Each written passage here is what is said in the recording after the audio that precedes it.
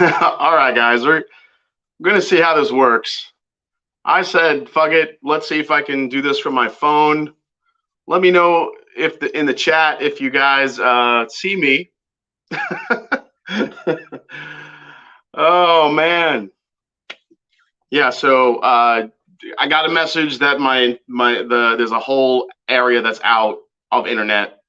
So if the Russians decided to take down the internet, hopefully they don't take down the phone towers because I'm running this shit right off my phone. Says working great, looks good. All right, looks phony, said Bourbon. Well, I hope so. It's from the damn phone. All right, a 90s stream. All right. All right, 240p on lock. Yes. You know, the front camera on this isn't too bad. I could dig it. I actually don't even want to friggin' touch anything because I don't want to mess it up. But all right, we're good. We're in. Let's do this shit. We're just gonna dive in, guys. So the first bourbon. Well, first of all, yeah, phoning it in, basically. The first thing I want to say is that for all you guys that like are sticking around and watching this right now without my usual production value, thank you. I really appreciate it. But you know, I can't say how much. Thank you guys so much. After Monday, which was such a fun stream, of course, this one, you know, goes to shit with the internet. But you know, we're rocking. Here we go. You don't have to sell me on the picture. Okay, good. So let's just dive into some drams, guys, because I am. It's been a crazy week. I am fiending for a drink. So this. Oh, look, it actually looks pretty nice on the camera. This is going to be the first bourbon I try here. This is brand new, guys. The Green River Bourbon. Luckily, some of the notes I took are still up and running.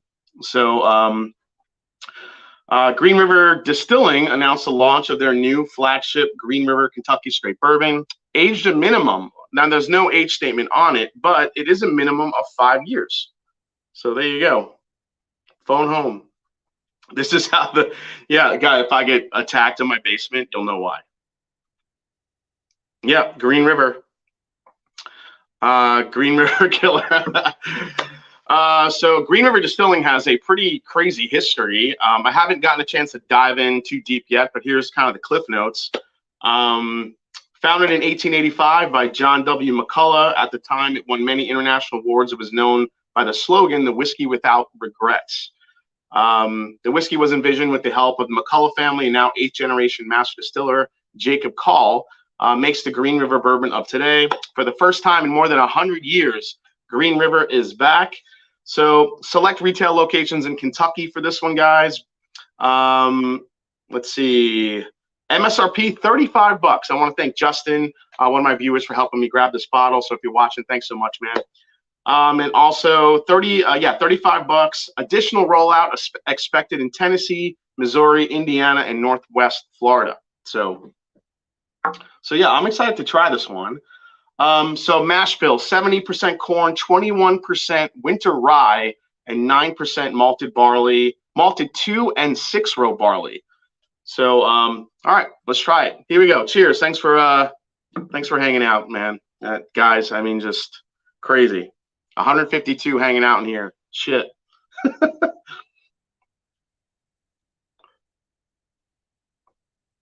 Wow. I mean, to me, this is all cherry. Get a lot of cherry on here.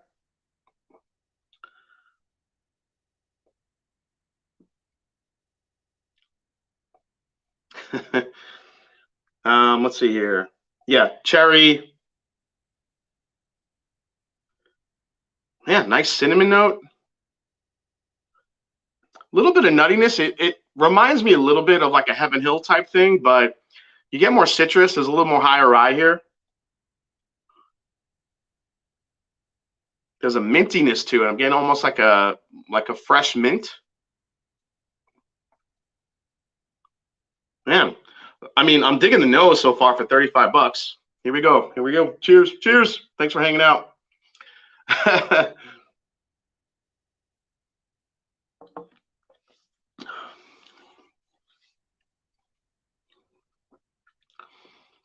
Yeah, I get a lot of cherry on this. Cherry, cinnamon, little clove, leather.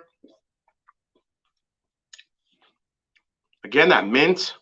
A lot of vanilla on the back end. If I didn't mention it before, it's 90 proof. And look, it even has the old DSP number still built in there, the old KY-10. So that's how far back the DSP goes for this one. Yeah, I'm digging this one so far.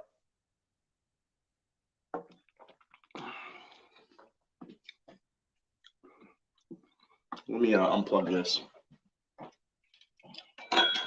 All right.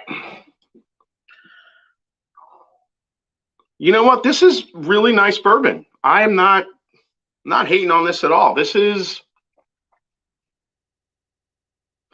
man, I cannot wait to put this up against, you know, like Elijah Craig, Four Roses, like some of the other like 90 proof shelfers, even my beloved Wild Turkey 101.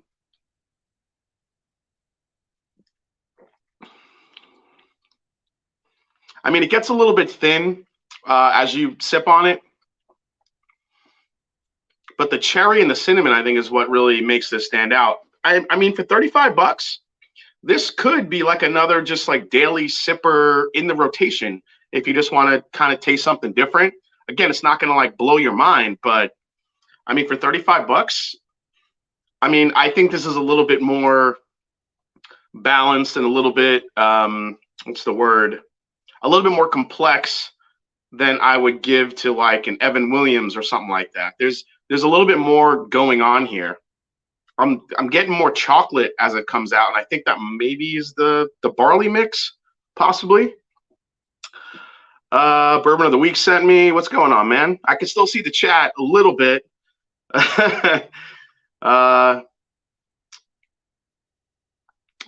Thanks, Jag. I appreciate you coming in, man. I'm sorry, like this is your first impression, is me doing it on a phone stream. I don't know if anybody knows why the camera looks like this. I am my internet went out, and apparently it's a pretty big outage in Ohio, so or at least in my area, and they're working on it. So I figured, screw it, let's just do it from my phone here. So why not?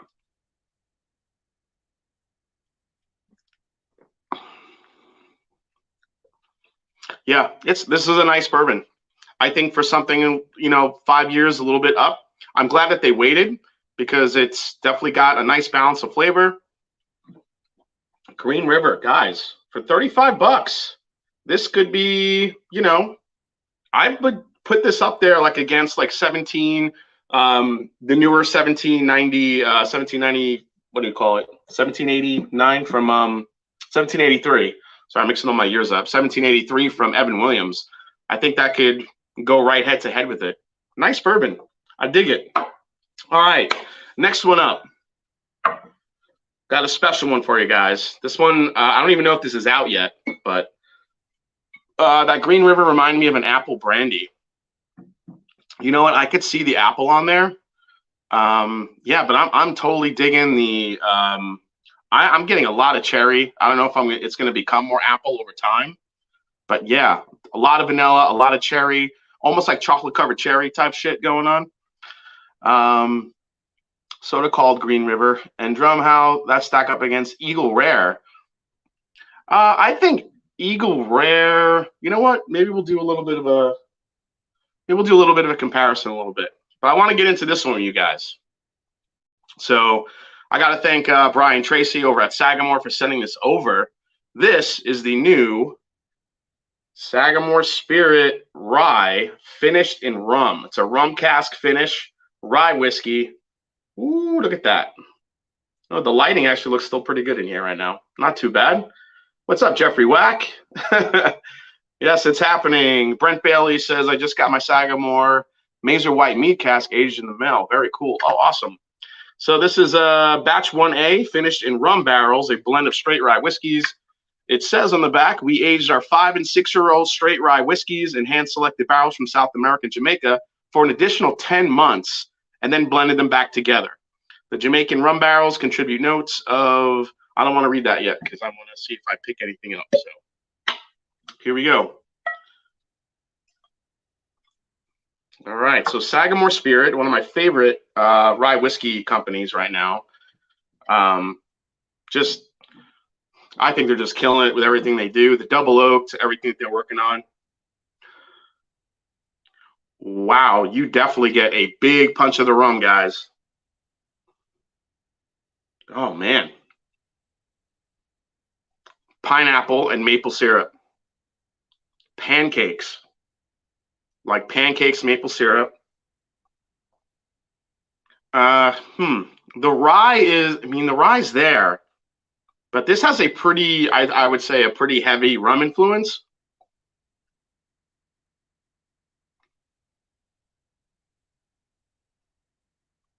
Yeah, the Green River, I would agree. It is awesome for a daily sipper. I mean, if you're just looking to sip on something, that Green River, I think it's actually pretty good. I'm gonna do a full review on this once I get the full story with the. I really want to kind of dive into the history on that one.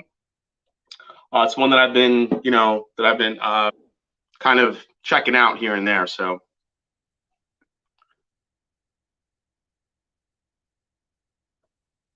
yeah, yeah, Sagamore is awesome. Yeah, what's up, 21090? Thanks for checking in. Holy shit, 235 people watching this my janky stream. I appreciate it, guys. Oh man, this is cool. All right, so yeah, Sagamore Spirit rum cask finish. On the nose, very rum heavy, but not in a bad way. I don't think it's a bad thing. Yeah, mash and drum rye plus rum seems to always have. Yeah, it does. This is really maple syrupy. New summer whiskey? Could be. All right, let's try it.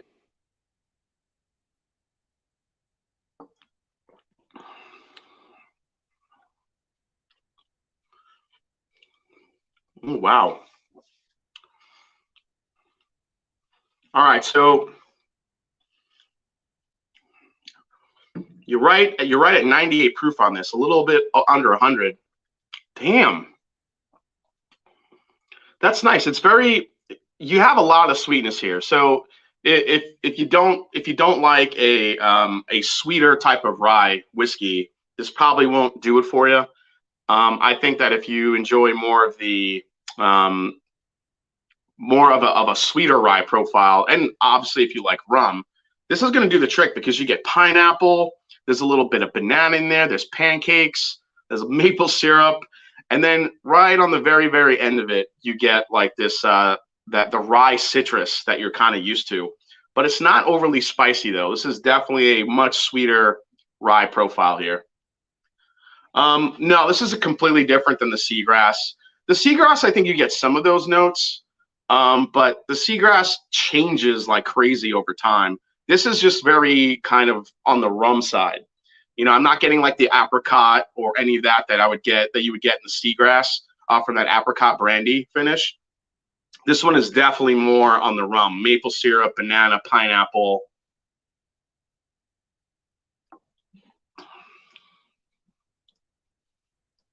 Yeah, and once it mellows out, once you get into like the second, third sip and it mellows out,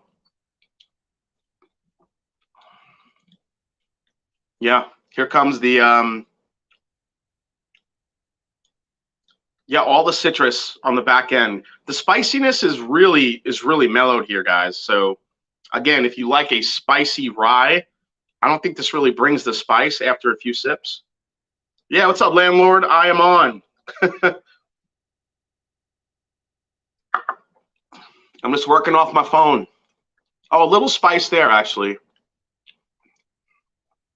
So yeah, this is a way sweeter rye. It's very heavy on the rum. If you guys like rum, those rum flavors, pineapple, a little bit more tropical, yeah, I would say that this is a great rye for the summertime. Man, I really sound in New York right there. The summertime. It's good for the summertime. You're sitting outside, you get a fucking Sagamore, you drink it, some summertime shit. Marie Parker, sounds like the Doc Swinson's rye rum cask profile. Oh yeah, it could be. Totally. Totally. I don't know if I'm getting coconut 290.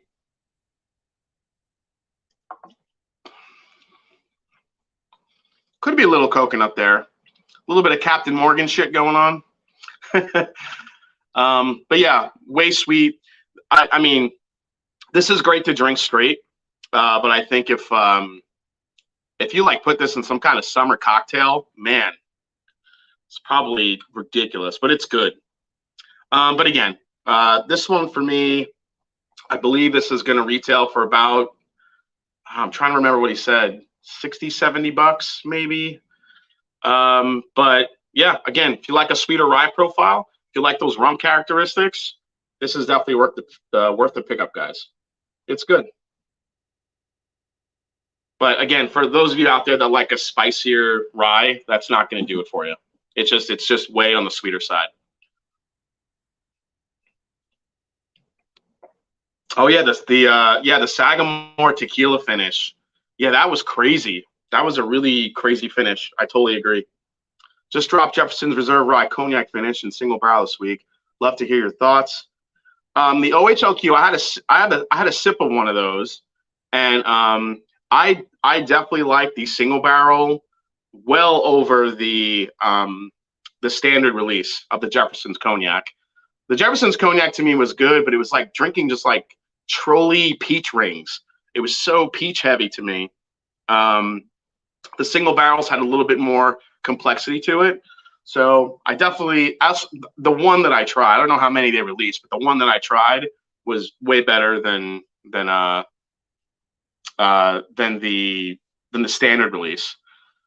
William Davilar, thanks for the streaming on your phone, Jay. Thanks, William Davilar. I appreciate it. What watch are you wearing off the subject? I know. So this is it's a British aviation watch. It's called Torjone. So yeah, that's my watch. I love this watch. I've had this watch for a long time, actually. Sagamore finished it. Oh yeah, the Armagnac one. Yeah.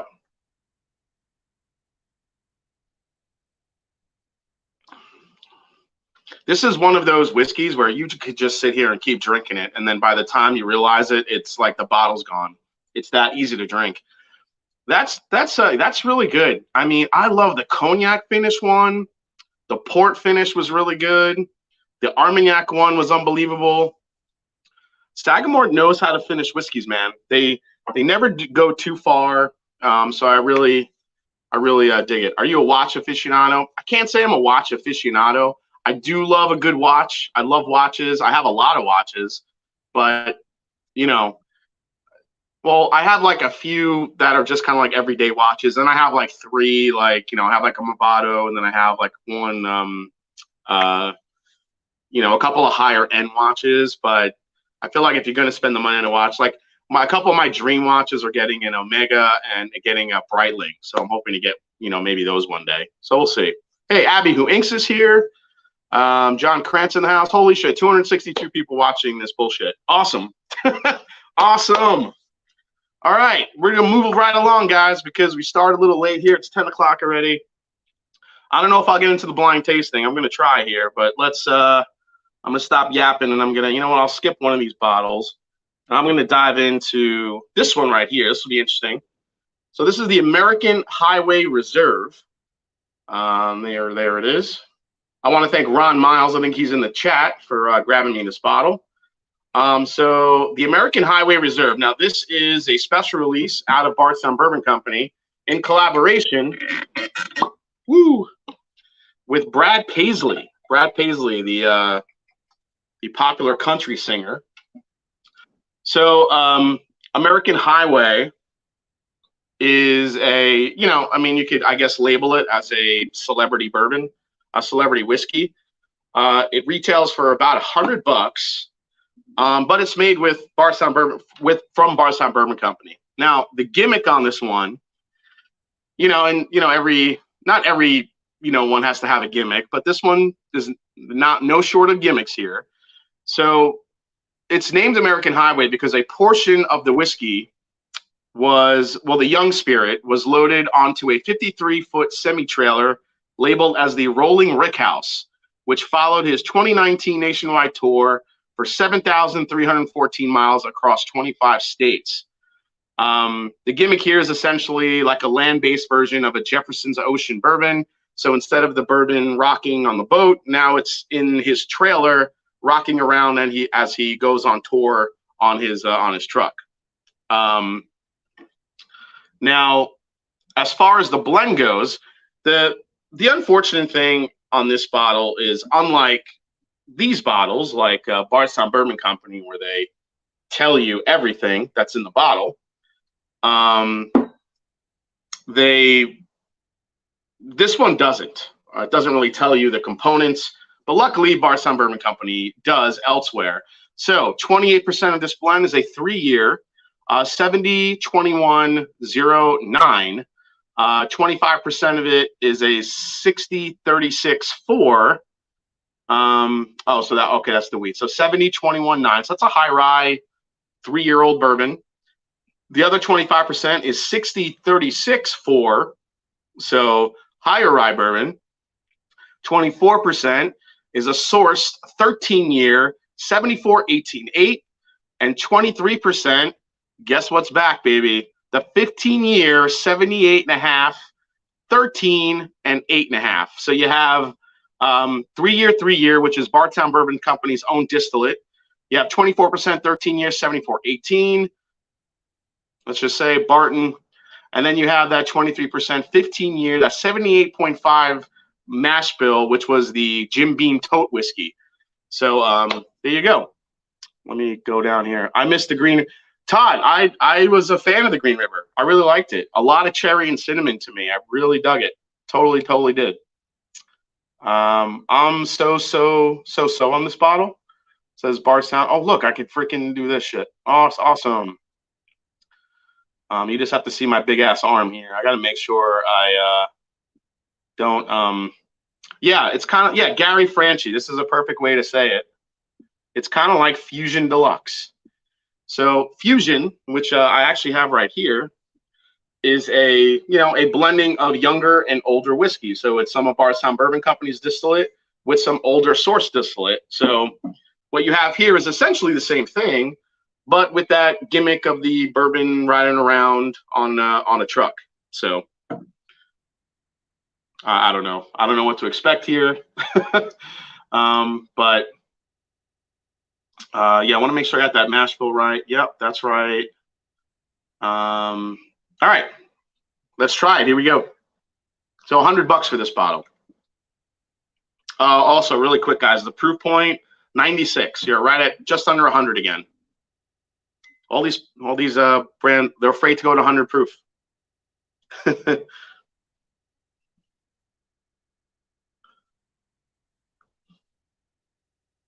First thing I'm getting on here is a little bit of sawdust. It's got to open up a little bit, but I'm getting sawdust on this, on the nose here. All right, starting to open up a little bit. A lot more of that vanilla coming through, some of that spice.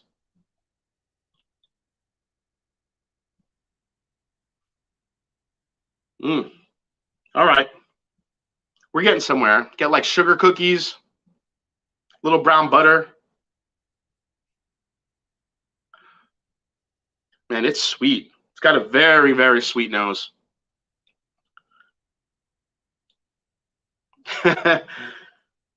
Maybe it was a horse trailer, semi. Yeah, maybe there was some horsies in there, some horsey tops. It's got way of a sweeter nose than I thought it would. Man, it's candy on the nose for me. Very sweet.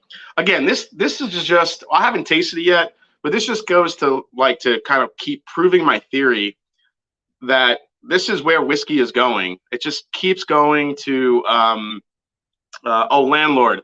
Yeah, Landlord, I'm just trying to get the problem, Landlord, with the GlenDronachs is that the new ones are chill filtered. So the first video you'll probably see me do is a comparison between the non-chill filtered and the chill filtered versions. So that's why I haven't done the lineup yet, because they decided to switch up their chill filtering process at GlenDronach. So that's really kind of that's really why you haven't seen it yet. Oh, by the way, Joseph Brazzers, who else helped with that pick? Davilars, the Peerless, the Mash and Journey Peerless pick, about 2 or 3 weeks. We're ready for it. Finally, the glass shortage. They finally got their bottles and we got our pick, guys. So coming soon. I'll reach out to you guys. So So I get a little banana in here now. I think that's some of the Barton coming through, a little banana. Very sweet, though. All right, let's give it a go. Here we go, guys. Cheers. Thanks for hanging out, guys. 320 in the chat. Holy shit. Here we go.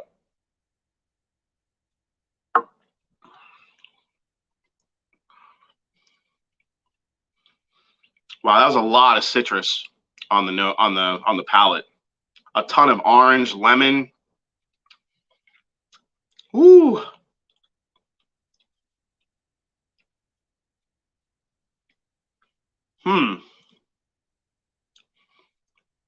There's more oak on the palate than I was expecting on this one. I guess, I mean, you do have some older whiskey in here.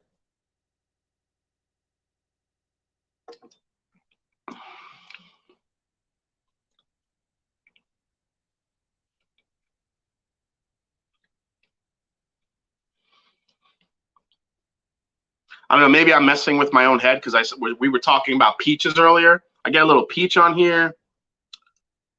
The only on one. I'm drinking this American Highway Bourbon in partnership with Bardstown Bourbon Company. This is the Brad Paisley Bourbon. And Drum, you need to sell those glasses with your logo. I do. I do have my glasses with my logo. Well, it's not in the description of this video, but I'll add it later. But if you go to any of my videos and you scroll in the description of the video, there's a link to all my glasses. I actually recently just got the new multicolored Glens. So I have my Onyx, my black ones, but I also have blue, red, and green, and a couple of other cool colored Glens with my logo on it if you guys want to check it out. Anybody in the chat that actually has fucking internet can gladly put the link in the chat. Appreciate it. And you can get them.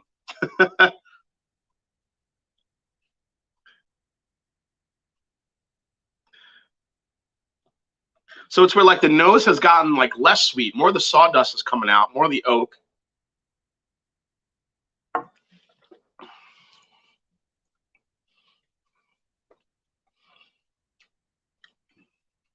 It's good. I mean, it's okay. I mean, honestly, I don't think it's $100 bourbon by any means. I mean, if I'm going by, I mean, there's a good even amount of proportions here. You get, you know, everything 28, 25, 24, 23. You got 28 4-year, 25 4-year, 24 13-year, 23 15-year. Patrick Fulmer says, I looked at that Belmead as long as I could, poured some. Cheers. Yep. My next double base will be with that Belmead. So, hey, what's up, Whiskey Mountains? Yeah, for $100, I wish this was more of like a $60 bourbon, not so much $100.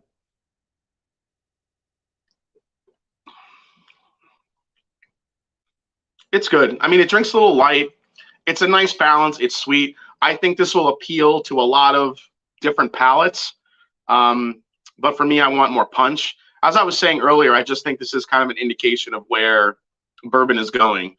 And whiskey in general, the sweeter profiles, the less harsh, the better. Everyone wants smooth and sweet, especially newer drinkers coming in, and I get that. I mean, it's a thing. There's a lot of folks that want to get into whiskey and just kind of, you know, they want to ease into it, and a lot of products are being made for that target of people getting into whiskey, and you know, I'm happy for that. But I also don't want to see the products that I love just all going sweet, you know, getting too sweet with the toasting and the like massive amount of finishes. There's like a point where it just gets too much. But I don't think that train is going to stop. As long as brands still come out with just well-crafted, well-blended bourbons, then I'll still be happy. But there's so many bourbons coming out with those sweeter profiles and the blends.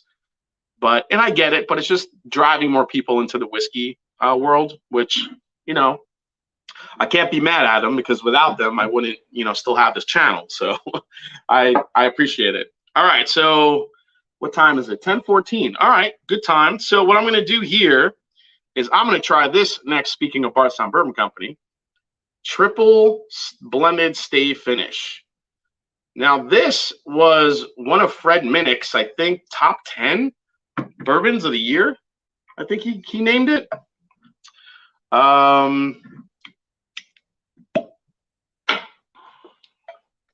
see here. So I actually got this bottle here locally in Columbus. I went to an event. Ron Miles, if he's watching, he had a tasting at Bardstown Bourbon Company event here in Columbus, and I went over there. And this bottle, it was for charity. They had some items up for charity. This was one of them, because it is signed by the master distiller, Mr. Steve Nally, signed it.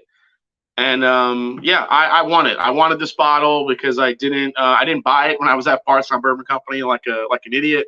So I went in on it and I grabbed it. So it is here. Now this has a crazy mix of crazy, let's see here. Oh, I wish I could find some Bardstown near me. I mean, DJ Jones, I mean, they're DJ Onesie, they're trying. I mean, Bardstown Bourbon Company, I think, is just going to be nationwide at some point. The way that they're growing and their brand is just becoming bigger and bigger.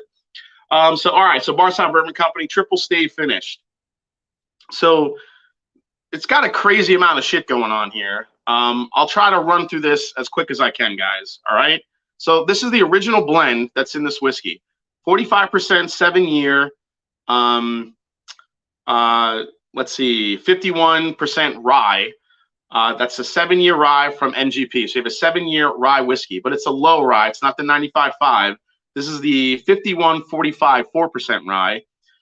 Kentucky 12-year-old bourbon, 74.18.8. So that's the Barton. And then now we get into the high rye, the 95.5 from Indiana, a 6-year. That's also in the blend. So that's the original blend. So you have a low rye, a high rye, and a 12-year bourbon in the original blend. Then it's finished for 3 weeks in different oaks. 67% went into a Pure 2 oak stave, and then 23% went into a Spice Rack oak stave. Not sure what that all is, but then it was reblended with a 17-year George Dickel whiskey.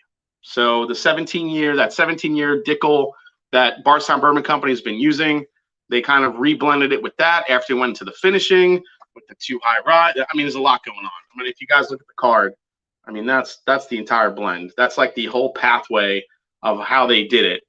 So this is bottled at 109 proof, triple blended stave finish. I mean, just really, really cool collab. I mean, what they're doing at Bardstown Bourbon Company, it's very impressive here. So let me go on the nose here. Okay, this is a nose. Yeah, oak stave.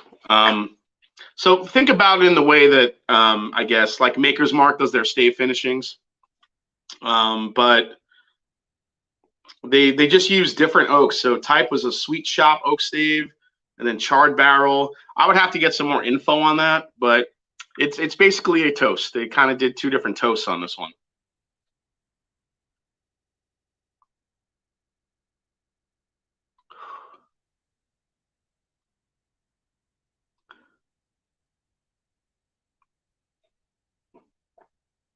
Oh man, this is very, very. I get that smoke. I get the toast. I get like this little bit of sweet barbecue smoke on this. I get the marshmallow. It comes off like a toasted bourbon, but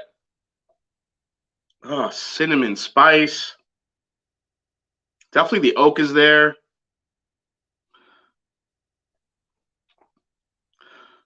It's a lot of mint going on. I get like all that savory from the high rye. That's right. After this, hey, howdy, your whiskey is here. Are you serious? Whiskey blender Fraley is in the house. Oh my gosh. Nancy Fraley, I am sorry that you're seeing me do this from my phone like this because I have no internet, so I'm just streaming from my phone right now. But thank you so much for joining in, Nancy. I really appreciate it. Nancy Fraley, the blender of my favorite Joseph Magnus cigar blend of all time, the Darth Vader batch, which was in my top 10 of 2021. Freaking hitter of a bourbon. Everyone say hi to Nancy. Yes, Whiskey Mountains coming up after this, right at 11 o'clock. Go check out Women of Whiskey. It's their yeah, legend in the chat. That's right. Let's see here. Yeah, right here. I'll put it up there. Whiskey Mountains after this.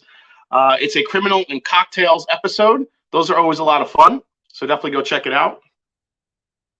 All right, let's try this. I love the nose on this one. It's not overly.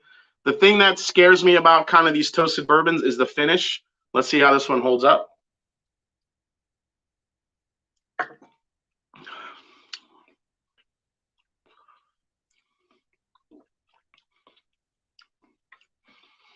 That's nice. Chocolate, candied orange. Oh, a ton of sweetness here. Marshmallow, sugar. Thanks. Yeah, I'm definitely burning through a shit ton of data right now. It's okay. I'll take it.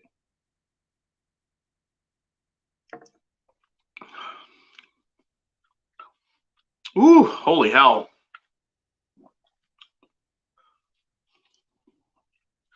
It has this lingering, like, Werther's Original butterscotch candy thing going on the back end. Little bit, maybe slightest hint of like a cherry or blackberry. The smoke is there. It kind of sticks. It just sticks to the sides of your palate. Doesn't really go anywhere. It just kind of lingers and kind of floats. That's probably my favorite part of this one right now.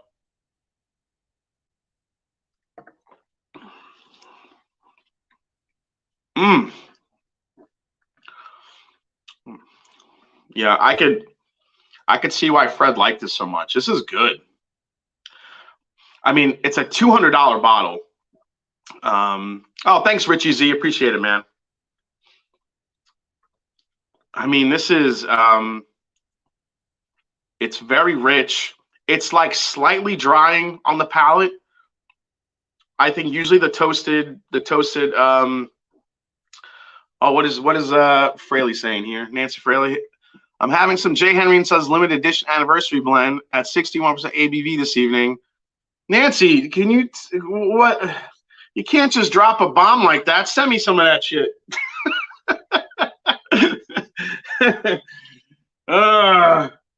Nancy, you send me that. I'll send you something. Come on. That sounds. I love J. Henry. There's just I can't get my hands on it where I live, but man, that sounds great. I know Nancy's been working on that one, so I'm curious how it came out. Oh man. And now you get back into the nose here, guys. Candied orange all day long from, I think, usually I get the candied orange from the George Dickel. Little chocolate with that marshmallow. This thing's all over the place. I think this might even change more up as it gets down the bottle here. This is nice.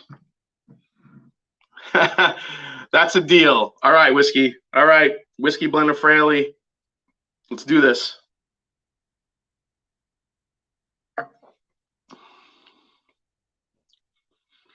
That's nice. There's like this lingering spice to it again. Is it I'll say this. I don't think it's a $200 bourbon, but I can appreciate what went into it. I really would like this more like the 130, 150 range, like the Discovery series are. I mean, to be perfectly honest, 200, I think it's a little bit much. You know, at 200, I just want, I mean, this is more of a, it's got a lot of flavor, but it's delicate. It doesn't really punch you in the face.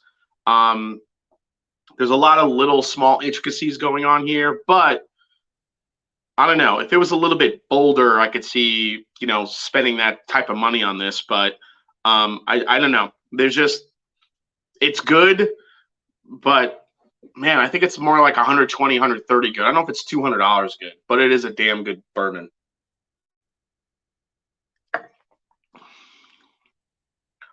Yeah. It's got great flavors, good toasted aspects to it. It's good. I have a hard time. Now I paid more than $200 for it because I won it in a charity auction, but I'm still glad I got the bottle. It's very good. I'll definitely sip through it for sure. But as far as like a retail price, I do wish it was a little bit cheaper than 200. But you know, I understand, you know, the sourcing, the different barrels, and everything that goes into it. A lot of people just look at a price and they just go black and white. Oh, that's too much. That's too much, without actually trying to figure out what went into making it. Sourcing is very expensive. Getting different casks is very expensive. Letting it age is very expensive. The more it ages, the more it sits in the warehouse. That's just more money. So all that stuff factors into the price. And a lot of people don't. I don't know if a lot of people think about that. And some people don't give a shit. They just want to. That's too much. I'm just going to drink what I want to drink. I'm not going to spend more than 50 on any bottle. And I get that part of it. But for like the whiskey geeks who are just looking to add to their collection, you know, it is what it is. Let's see here.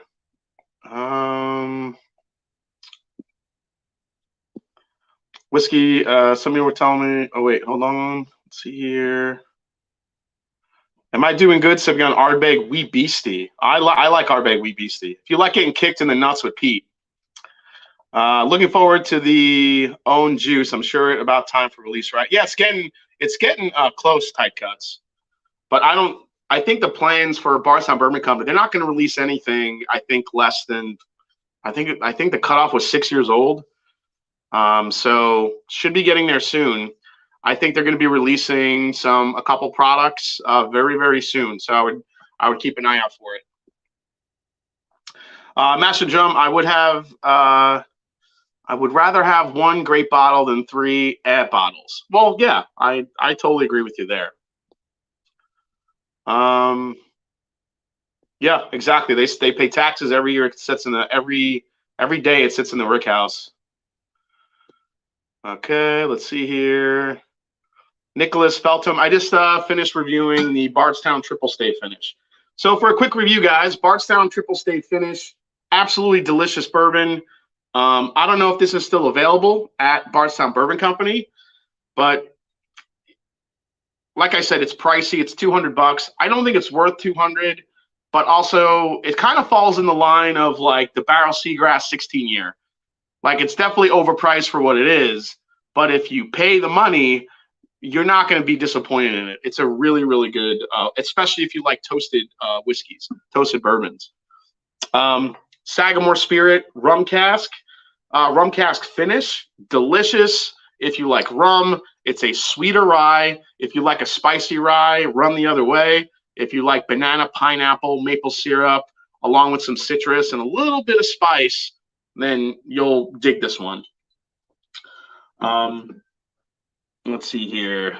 The American Highway, this one here. This is a $100 bourbon. This one, I can take it or leave it. It's good. It's okay. I don't like it at $100, honestly. But it's a nice blend. I mean, it's just, again, you're looking at a celebrity whiskey blend. Brad Paisley fans, I think if they buy that, they would love it. It's a very easy sipping whiskey. It's a great blend. It's probably the profile that he wanted. Something very easy to sip while he's on the road playing guitar. It's not too harsh. It's very light. It's very easy. It's a nice balanced blend. I still don't think it's a $100 bourbon. But again, that was crafted by Bardstown Bourbon Company, so you have to factor in the cost of blending and sourcing the whiskeys that went into that. And then this one, probably my it was a nice surprise. This Green River Bourbon here, $35. This Green River Bourbon coming back after 100 years of being not in production. I think that this is for $35. I hope this starts making its way around the country, because I think this could be a really nice just addition to a budget bourbon addition to any shelf. So I'm digging this one, Green River. All right. So I'm going to see if I can do this, guys. I'm going to see if I could show you. Let's see here. What's to see on the TTB? So there's a couple of new labels I wanted to call out. So now if I was doing my normal show, you would see, you know, what to see on the TTB. They show some cool labels that for upcoming whiskeys. Now, some of them make it, most of them make it, some don't, but it's just fun to kind of look through there usually. So one of the ones that came up that I saw was, now 2 weeks ago we saw the first Maker's Mark toasted, or the Maker's Mark limited, the wood finishing series release, which was #1. The label for the second one popped up. Hopefully this works. Yep, there it is. So BRT-2. So the difference in the 1 and the 2 is basically where they're aging it.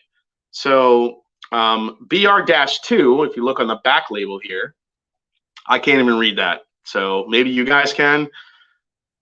One is on, I think this one is on a higher tier in the warehouse, while the #1 is in a lower tier. So it's the same finishing. You're still getting those 10 virgin toasted French oak staves, but BR1 will be on the low part of the warehouse and BR2 will be on the high part of the warehouse, or vice versa. I can't exactly remember. But so it's really, you're getting the same whiskey, but it's a study in how tiers affect aging. Both of those releases will release in the fall at some time, so you'll have 1 and 2. So pretty interesting there. Speaking of Bardstown Bourbon Company, check out this one coming out.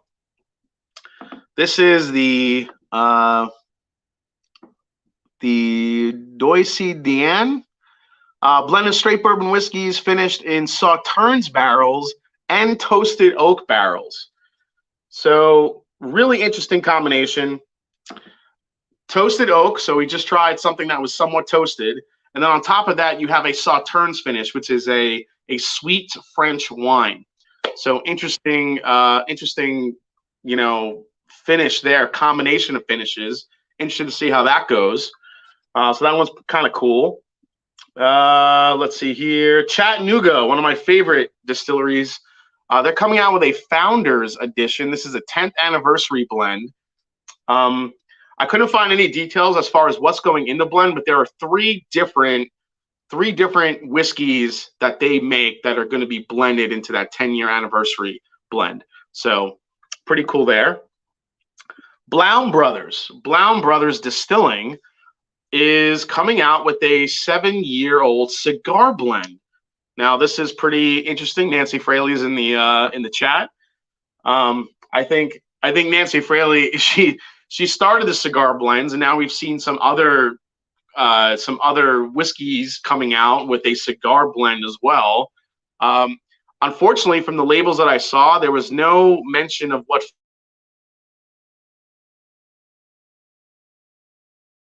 Not really sure. I did see Good Times a cigar blend. I have a video I think coming out. It's about Good Times. It's somewhat soon, so I'll keep my comments a little bit to myself on that one. But yeah, so, and then Starlight, we have a Starlight Hubris coming out, bourbon whiskey finished in Bordeaux wine barrels. So Starlight just keeps coming out with the as their whiskeys get older and these finishes become a little bit more prominent. I think we'll continue to see more of these. Starlight really went big on the finishes, and it seems to be working. People love Starlight. Let's see what else here. Let's see what else I could show here. Anything? Oh, Old Forester announced this release. I don't know if you guys heard about this one, but the next iteration of the 117 series is the Old Forester 1910 Extra Old. So what makes this different than regular 1910? Limited expression lineup. So according to those behind it, says it adds a secondary aging process of 18 months in a different barrel to the instead of the traditional 1910 bottling. Bottled at 93 proof, just like 1910. The release in the 117 series is a curious exploration to the intensity of the proprietary heavily charred 1910 barrels. This liquid is allowed to rest for 18 months in the secondary barrel, extracting significantly more of the heavily charred influence. $50 for this bottle at the store. It'll be available in Kentucky and obviously at the Old Forester Distillery. So from the press release that came out today, on the nose, brown sugar, sugar pecan rich chocolate taste, medium body. Let's see, sweet note of intense caramel to the spice of dry tobacco. A balanced ending that is gently rounded out with notes of green apple and raw walnut. So, I mean, you have some interesting flavors in there. So basically what we're getting is a 1910 double oaked. So kind of similar to what Woodford Reserve does with their double oaked profile. Let me go back to the comments here. I hope you guys are seeing this and enjoying it, because I'm trying to do this with my damn phone. Let's see here. Okay. Someone just allowed me to spend their money so I could buy all these bottles you're showing. Yeah, hoping to find that one. Okay, yeah. Yeah, sugar pecan, not butter pecan. Sugared pecan. I like to call that butter pecan. But yes, so this is essentially a double oaked for the 1910. So that one's going to be a popular find, I think. Man, I wish I was in Kentucky, because I would definitely like to find that one to give it a review. I don't know if I'll ever find that one. We don't get the 117 series here in Ohio, unfortunately. So maybe I'll seek it out next time I'm in Kentucky. But yeah, I would definitely like to try that one. That one's pretty interesting. Let's see here. Whiskey Blender Fraley says that's an interesting concept of double oaked with that 1920. Yeah, totally. I could totally, because that's something I would not have expected, because the 1910, I mean, they're going into casks that are pretty much overcharred to a point. So now you have it going into another one with that charring for 18 months. So really interesting. I can't wait to try it. Hopefully I get to try that one, see how it goes. Donald Rant's in the house. What's going on, bud? All right, what do we got left here? So it's 10:36. We have a little bit of time before the Women of Whiskey go with their let's see here. Yeah, with their Criminals and Cocktails live stream. So looking forward to that. I did want to show you one other bottle here that's pretty interesting. So check this one out, guys. Let's see if I could find it here on my phone. I could barely see this shit, guys. Bear with me here. I think this is it right here. Yep, that's it. Check that out, guys. So this, you're probably wondering, what the fuck is that? This is a Macallan. So this is called the Macallan The Reach. According to those behind it, it's an 81-year-old Scotch single malt whiskey that's the oldest of its type ever released by the distillery. Aged its entire time in single sherry season cask after having been distilled in 1940. It was bottled at 41.6% proof. Only, let's see here, 288 bottles worldwide. Official tasting notes are below. I don't care about that. But the official price for this one, a cool $125,000 per bottle. That's actually cheaper than I thought it would be, honestly. I'm not saying it's a deal. I'm just saying it's cheaper than I thought it would be for a Macallan of that age. So that's fucking crazy. Damn, that's nuts, man. Dear Lord, that's a crazy looking bottle though, right? With the hands coming out. Hell no, I'll take I'll take 3, says Mike Catalanato Jr. My bourbon journey is definitely getting it. Yeah, for sure. All right, guys. It's 10. Do you want me to do the blind with all the Discovery series? You guys want me to do that? Are you guys hanging out here? Jason is telling us all to buy it. It's a deal. I'm just saying, knowing Macallan and how high priced that shit is, I thought that would easily be 200 plus, but it's not. All right, you guys are in for this shit? All right, let's do it. All right, so I have Bardstown Bourbon Company. I've been wanting to do this for a while, guys. What does that say? Jason is too embarrassed to say that he can't pay his internet bill. Let's all throw him some cash. I wish that was the case, man. I wish it was that simple so I could just pay my bill and get the internet back up. But yeah, it ain't happening. Man, that means I can't watch. Oh, so while I'm setting this up, I finally finished the Book of Boba Fett.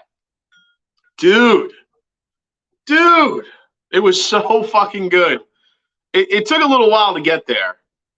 But once they started filtering in, you know, Baby Yoda came in again, Grogu, and then they had the whole thing with the old fucking like the Western style, like the Old West like type of battle they did with the showdowns and the oh my god, that thing was so cool. But yeah, it took a while to get there. I was losing interest for a little bit. I'm like, I'll give it a chance, and then it got a lot better. Yeah, the Mandalorian part definitely saved it. Grogu coming back definitely saved it. And then those last two episodes where you had like the West, like the Old West showdown, like Clint Eastwood style, head to head in the desert, that was fucking cool. So I dug it. And that guy's voice, the guy whoever played the alien dude, who was the Western, played the villain dude, who's like he's just hanging out like, I am here to fucking murder you. Like I can't. Like his voice was ridiculous. They definitely like put his voice way down. Like you know, when they were recording that shit. Jesus. Whiskey Mountains want spoilers. I'm not gonna say what happened if nobody's seen it yet. I won't say like what happened. I'm just gonna say this: if you haven't watched it yet, you know, after the first two episodes, you're like, what's happening? It takes a little while to kind of get there.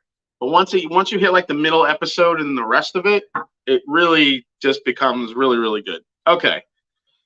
So here's my tasting tray here, guys. I got all 6. 1, 2, 3, 4, 5, 6 Discovery series, 1 through 6. I really wanted to see how this would go because I've been wanting to do this one. Everybody says, oh, I love 3. I love 4. 2 is kind of like a forgotten one. You know, not everybody was really crazy about 5, but 6 kind of redeemed it. So I just kind of want to see what would be my favorite. So we have a little bit more than 15 minutes here. So I'm gonna go for it here.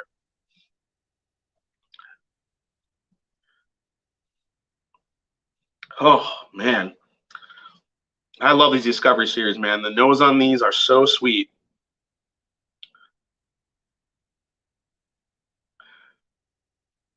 Hey, Pop 'em Don't Watch 'em's here.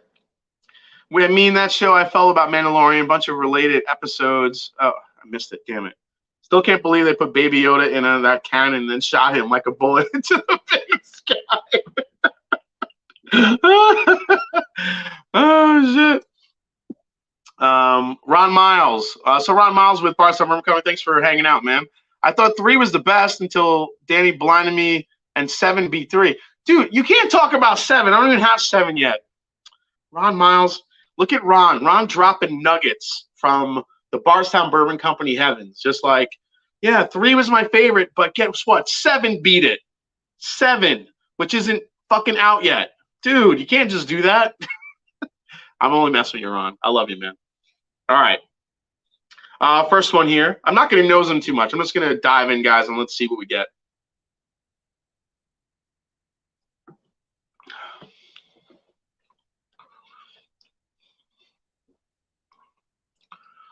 Well, so far the first one is fucking delicious. Probably the best bourbon I've had tonight so far. Shit. Oh my god, that's good.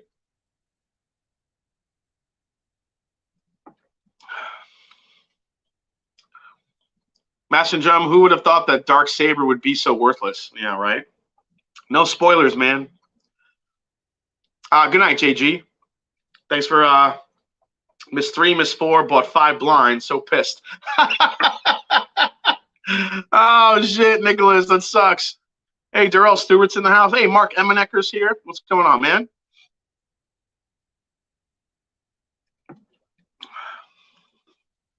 Yeah, number 1 here just has has all the things. It's so balanced. It's so rich. This is already, it's so like freaking creamy. That's crazy. That's good. All right, let's go to the second one. Oh, the second one on the nose. Oh, second one might beat out the first one. Dear Lord. All right, I'm going to try it here.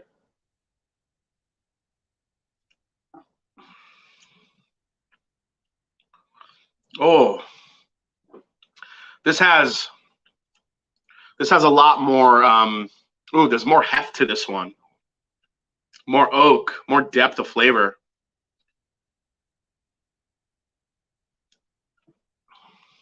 Discovery 3 is still my champ. Toss up a 4 and 2 from there. You can see that. Yeah, guys, hit the like button while you're hanging out here. I really appreciate you guys hanging in for this impromptu phone stream, as I called it. I mean, shit. Internet goes out. Crazy. I need another sip of that one.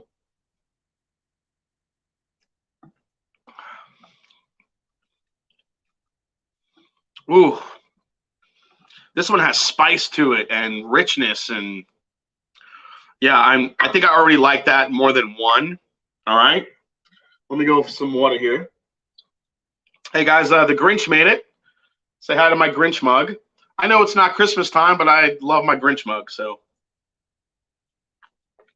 a little bit of water. All right, I'm gonna go to the third glass here. So far I like the second one over the first one. I don't want to actually confuse the numbers. So let's say A, B, C, D, E, F. So I like B over A so far. So let's go to C, see what we get.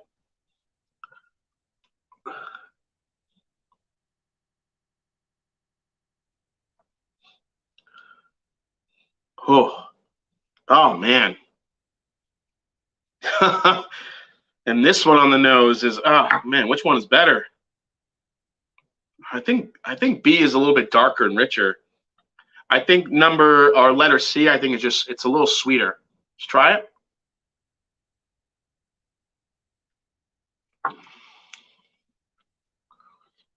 I did just have water. So let me go for another sip.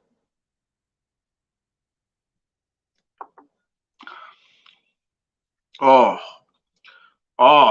C. C is, I don't use this word often, but it's fucking delicious.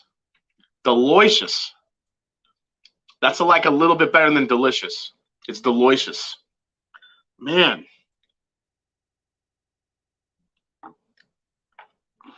Oh, shit. So the reason why I wanted to do this is because everyone waxes poetic on batch 4 a lot, and obviously batch 3. 5 was kind of, meh. But, they kind of, then Discovery 6 came back, which is like a pure apple cinnamon bomb, which was really good. But I feel like 2 was kind of the forgotten son of like the lineup. Like people, because again, Discovery series was kind of in the beginning stages, and then I feel like 3 was when it really started getting momentum. So 1 and 2, as good as they were kind of forgotten about a little bit. So I wanted to do this blind to see if, because I remember just loving 2, and I really want to see if 2 was going to take down the other ones. So let's see how it goes for me. So now I'm going to go to letter D. The D. Everybody knows about the D. Batch 3 is my favorite, but it is giving up a lot in proof, and that tends to factor heavily in blinds.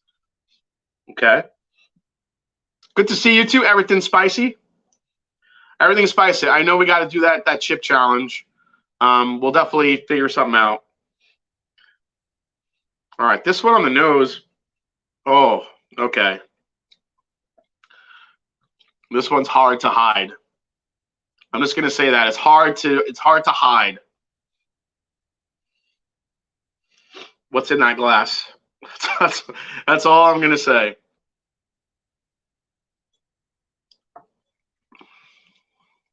Oh man, I know which one that is.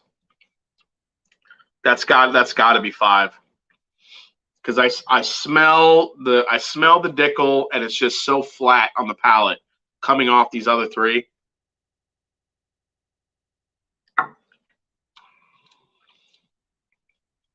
Yeah, it's not doing it. That's got to be, if that isn't Discovery Series 5, I'll be really surprised. All right, let's go. One more thing for the Grinch here. Eugene Nassif in the house. What's going on, Mr. Nassif, Mr. Obtanium himself? Cannot wait for Discovery 7. Have a sample set on the way from them. Yeah, I cannot wait for Discovery 7. If you guys haven't heard about what's in Discovery 7, let me enlighten you a bit.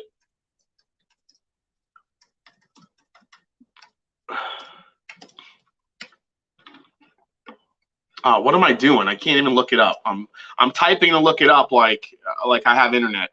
Yeah, sorry. All I could say is there's a high-aged Canadian corn whiskey in the blend. There is some Dickel in the blend, and then some other things. It's a crazy blend. So, but apparently, as we heard from Ron Miles, Eugene Nassif's talking about it, how good it has the potential to be. I mean, Ron picked it over freaking batch 3. That's crazy, man. Fucking A. I can't even get my damn. Can't even get the damn details for you guys. All right, let's go to. So yeah, I think the D is the Dickel. D for Dickel. All right, let's go to E. See what we got here. Ooh, more rich oak on the nose here, guys.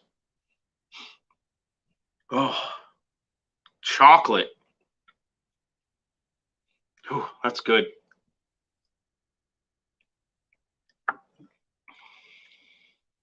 Oh, shit. This is going to be tough. This sucks. It's good, but it sucks at the same time. Because these are all pretty damn good.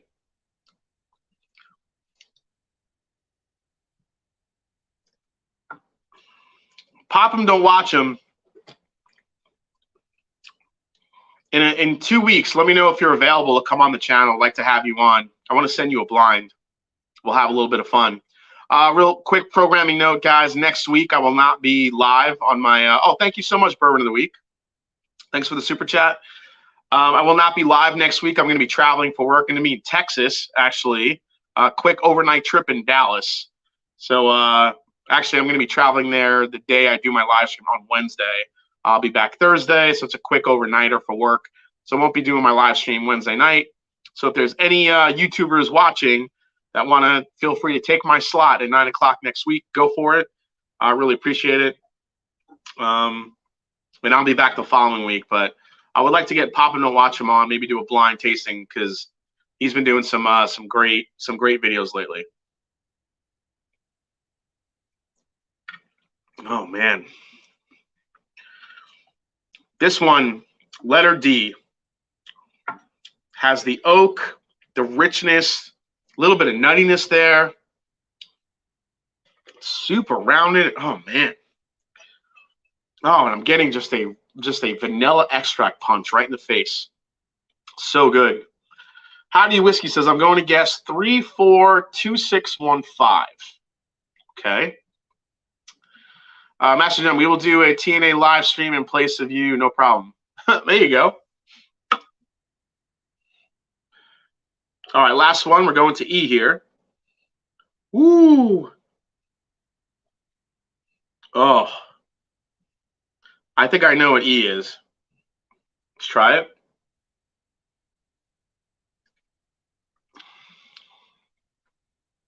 Oh. Oh, it's so distinct. It's just apples. Apples. Just apple cider in a glass. That's got to be 6. If that's not, again, if that's not 6, I'm not sure what is here. Let's see. Yeah, about 10 minutes from the whiskeys. Aiden, you didn't like Rogue One? I dug Rogue One. I don't know. Rogue One to me, maybe because it was different is why I liked it. It just had a different, more raw feel to it. Nobody, if anyone says that episode 1, 2, or 3 was better than Rogue One, then you're drinking Drano. The prequels that were made, Phantom Menace, and then the other two bullshit ones, they're terrible. Marie Parker, anything whiskey related in Dallas, I'm down the road. No, I'm not doing this. This is for work. It's not anything whiskey related, unfortunately. But if anybody has any good spots to find some whiskey in Dallas, let me know. Yeah, I liked Rogue. To be someone at the moment, I want to be you at this moment, sipping. Utterly forgettable and really uninteresting, in my opinion. I could see that part of it. I look at more at how it was shot. Like, it was shot more raw and more real than those fucking prequels were. The prequels, I felt like they couldn't do anything without CGI and all this other bullshit. And it was so, like, I don't know, it was like cutesy. Obviously, you have Jar Jar Binks, so kind of ruined it. Oh, Jar Jar. You know, he fucking drove me nuts, and like he drove a lot of people nuts. But I felt like the prequels were like a fucking Disney trilogy, where Rogue One kind of got back to like the raw roots of like what Star Wars, like what we all wanted Star Wars to be. Now, if you didn't like the characters, if you found that the story was a little bit flat, I get it. But you can't argue with the way it was shot versus the first 3 episodes, the prequels. So, all right. Yeah, Jar Jar. I can't stand him. All right, I'm going to run through these real quick. Gonna put them in order, and then we'll head over to Women of Whiskeys. But guys, thank you so much for hanging out tonight. I know this was a impromptu, crazy. Oh yeah, totally agree, DC. Totally agree. Yep. Yeah, I was fine. I didn't think Rogue One like would win any awards. I just thought it was a good like action-packed Star Wars. Yeah, my Jar Jar is kind of like Elmo, like that got kicked in the nuts. That's my Jar Jar. All right, we're gonna rank these real quick. All right, A was good, but I know I remembered B liking better.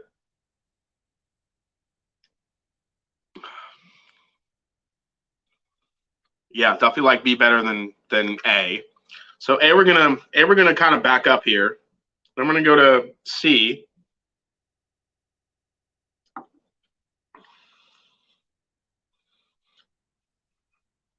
Oh, C, man. C and B are like neck and neck. This was that's definitely last. That's got to be 5. I'm gonna put probably A over there because they're not standing out like these. All right, let's go to this one here.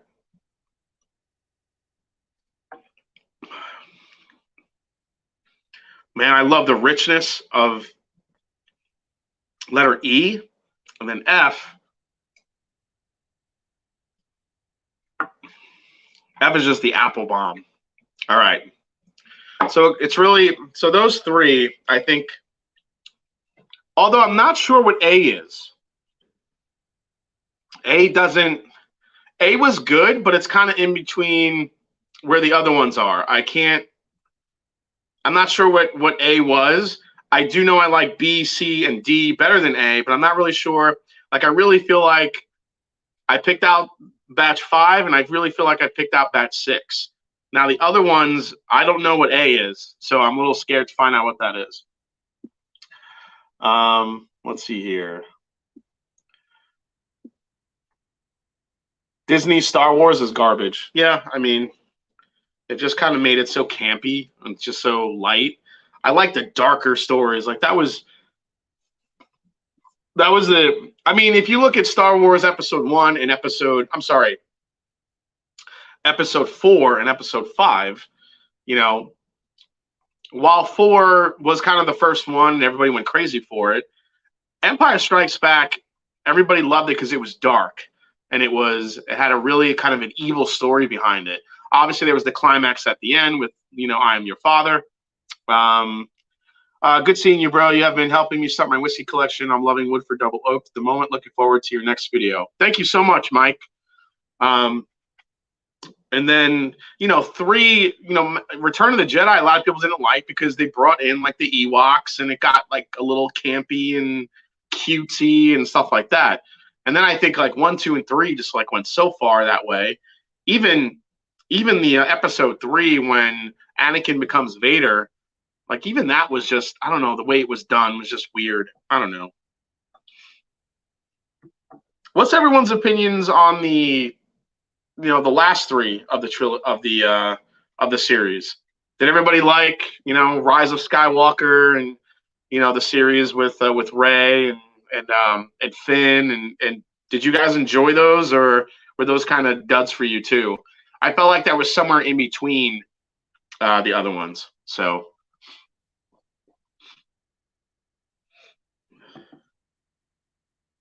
oh man, these are just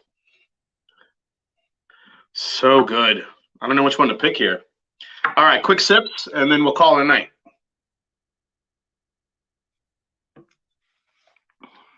Trash is what, 7, 8, 9. Luke's storyline in those. Nope. Nope. Awakens, hated the other 2. Mike Collins, a Star Trek guy. Duds, to be honest. Whiskey Bunafrailer, duds. I couldn't. Let's be honest. The first one, episode 7, was just the same fucking storyline as episode 3. They just redid it somehow and made it more modern a little bit. Added some flair, some new characters, hiding the map in BB-8 rather than R2-D2 to get safe. I mean, it's the same storyline. That's kind of phoning it in to me. Yep.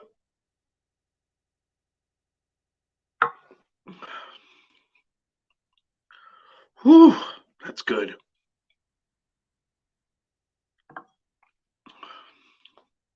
Oh, that one's really good. That's really good. And then this one.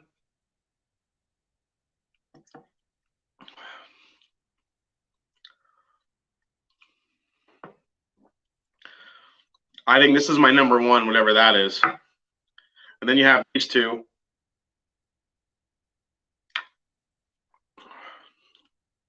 Man, that's good.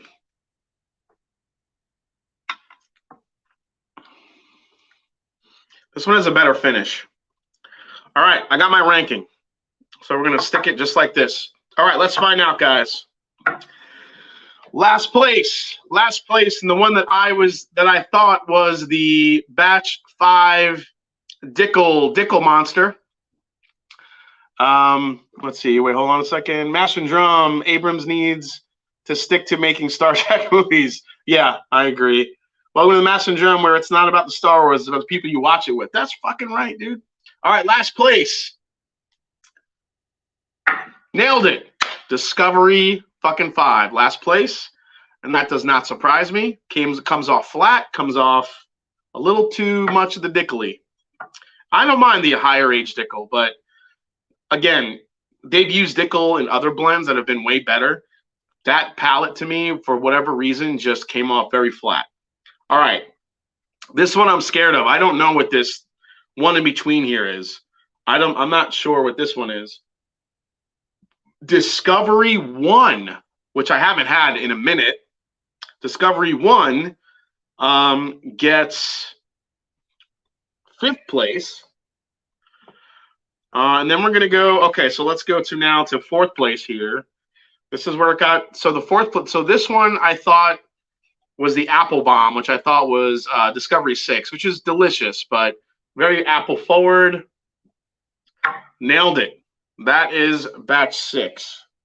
I wrote it right there. If you could see it, number 6.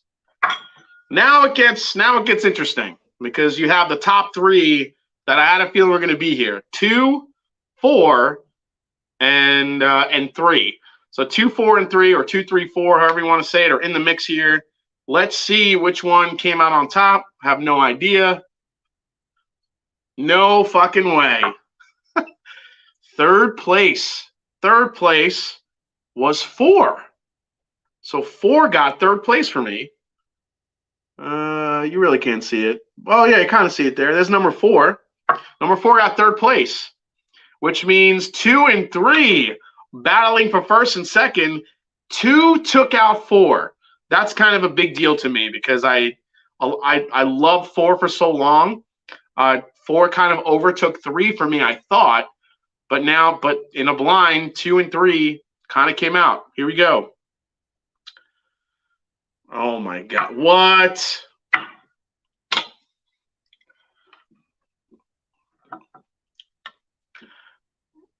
So the big surprise here was 2 beating out 4, but number 1 for me in this blind is still number 3. Discovery 3, still my favorite.